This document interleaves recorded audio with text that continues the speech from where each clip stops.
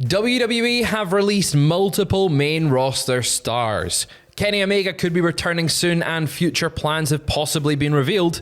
And the OG Bloodline have reunited on SmackDown. Stay tuned for all the wrestling news. It emerged last night via social media, via Sean Ross Sapp of Fightful, that WWE have released multiple main roster names. This includes 3 names. The names included are Baron Corbin, Tegan Knox, and Indy Hartwell. Now, according to the report, Corbin was informed that his contract would be allowed to expire and the company will not be re-signing him, while Knox and Hartwell will have just been released and they will be free agents once their 90-day non-compete expires. Now, as per Fightful Select, Baron Corbin's deal runs until the end of the year, so it's in a similar boat in terms of, like, they probably thought it's not worth doing the 90 days because it's pretty much 60 days, right? And the deal's up, so it's a couple of months. Exactly. Fightful Select reporting, though, in that same note, that there has already been interest from top independent promotions reaching out to Fightful asking when his deal is expired. I wouldn't be surprised to see Baron Corbin pop up in something like GCW. No, I think he'd fit right in there. I think the biggest one that everybody's looking at right now is Impact, or TNA, sorry. Jesus, that's hard burned in. TNA, but obviously with the partnership going on there, who knows what that means. Ultimately, it's one of the more shocking things to have read was these releases, because I feel, especially with Corbin, we'd been reporting for a couple of weeks, that apparently they didn't have any creative for him, and that's kind of shorthand code for what's coming next. If you listen to a lot of podcasts from guys back in the day, but essentially, like, he's somebody that has done everything the company asked of him, for better or worse.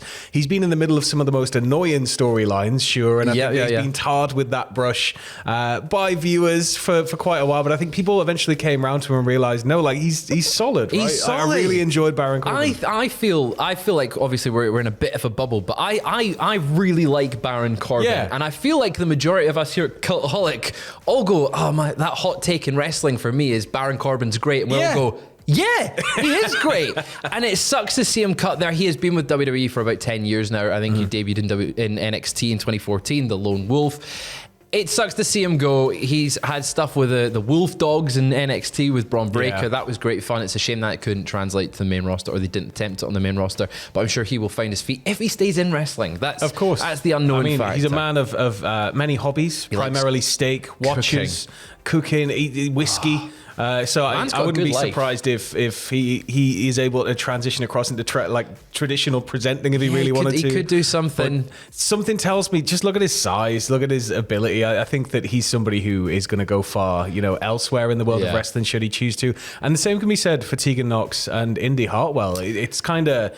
Tegan Knox especially, she's somebody who I worked with a lot at the old place, and watching her meteoric rise through the British Indies was unbelievable. And then when she finally got to the top level, it was like, this is it. There's kind of no going back. But I think she's another person, and Indy as well. They're going to just land on their feet wherever they end up, and I think that it's going to be the making of them in a new sense. Yeah.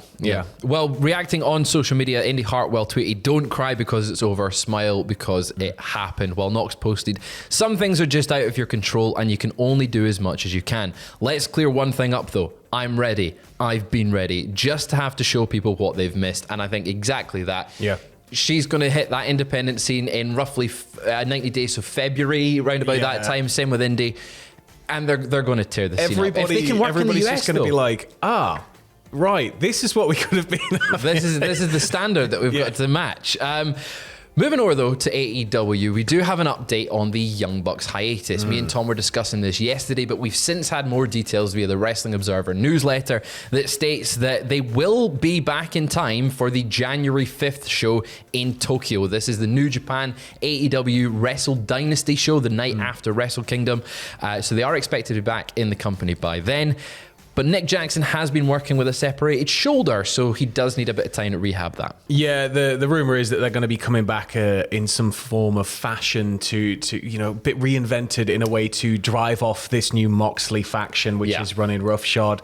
So I think that a bit of time off, if you go away for a little bit, gives everybody a bit of a break, and then it gives you time to recover. And then you can enjoy them again. Yeah, come back, and then we can sort of enjoy the Young Bucks again, because it has felt like, not in a bad way, but it's felt like we've just been oversaturated with Young Bucks since the company started. Yeah. And I think part of the magic of seeing them wrestle was that I'd only get to see them wrestle on certain shows before AEW was a thing, and then when it's like every week, it was like, oh damn, just need a break, just a little break. I would quite like them with that idea of them coming back to take down the BCC. Is if they come back and fail, to be like, we need some of this fresh new talent that's on the rise to like join with us, rather than just the Elite being like, hey, we're the Elite, we're going to take the BCC down. Either way, it looks like we'll see them back on screens in January, but staying with the Elite and someone who could be on our screens very, very soon, Kenny Omega's been talking about return, hasn't he? So it's expected that he's going to be back relatively soon, and the idea is that AEW is going to set up a match between Omega and Okada to have their 5th match in their series, but also he's set to appear in 2 days, like a special appearance at New Japan Power Struggle, so you've got to think that's going to lean into some form of return on that side of the world as well. My expectation is that will build to the January 5th show as well. That report, though, that he's back relatively soon from the Wrestling Observer newsletter, I think it makes sense. He's been out for quite a while. Yeah, it's been a longer absence than the time before. He's had a hell of a road to recovery as well. He's coming back from an incredibly serious medical issue. So I think that once he's back fighting fit at 100%, it's one of those things where you don't really need to use him straight away, because the public are just absolutely salivating for Kenny Omega. They want to see him back. So you really have the time here to build and have that massive moment, right? Do you want to see him versus Okada straight away? Like if let's say he's back hypothetically for Wrestle Dynasty, do you have that match immediately, or do you hold that off and you tease that for a while? Have the match and have Moxley come out and ruin it. Look, we've seen Omega Okada, like 4 times now.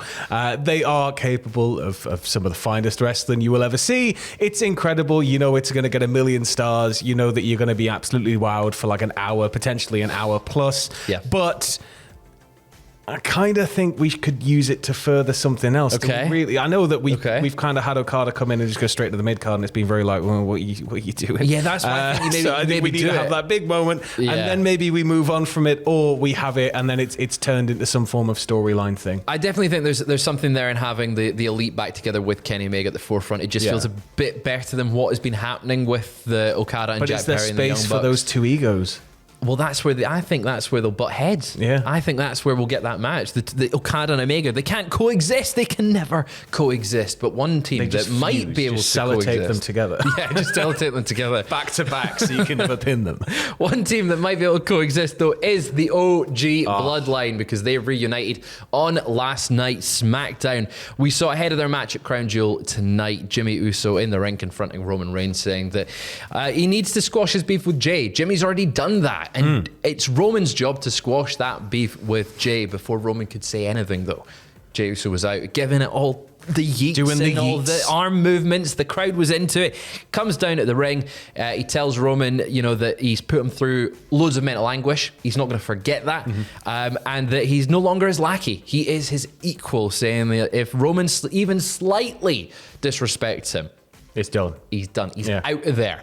What did Roman say in reply? Roman just looked him up and down, real patient-like, and then replied with one word, and that word phrase was yeet. Yeet. Yeet. And then they all threw up the ones, and then you know what that means. That means we've got OG Bloodline versus the new Bloodline. They're back. I can't believe it. Tonight at Crown Jewel. And we've learned the combination of the new Bloodline as well. It was confirmed that it will be Solo Sikoa, Tama Tonga, and Jacob Fatu. Tonga Loa is sitting in the corner. Yeah. He's just getting to sit at ringside, front row seat for that one. Jacob Fatu in there, though. I think every time we mention Jacob Fatu and the new Bloodline, it's a case of he's very, very good, and I want to see him in the ring with this person, this person, and him versus Roman in that capacity, where we're going to get them again teasing what would be a singles match down the line. I'm all for it. And when he retires Roman, you can change it to Monday Night Jacob, Friday Night Jacob, and you just make Fatu the whole show around. SmackDown. Yeah, that's it. Yeah, I think he's the future. He's the star of that new Bloodline. I can't wait for that match tonight. That, of course, Crown Jewel reactions tonight, 3 p.m. for the pre-show British time. It's crazy. It's a whole early show. I can't. What, like 2? It's like 5 hours. 12. Is it like 11 right now? 11 a.m. in the US East Coast? Something like that. Yeah, Something like that. For that start time? It's an early show. Join Andrew and Adam for that. They'll be with you all night. Then we'll, of course, have What Happened At, and WTF Moments will be on patreon.com/Cultaholic. Ross will be there with WTF Moments. And we'll be back with more wrestling news. We'll see you later on.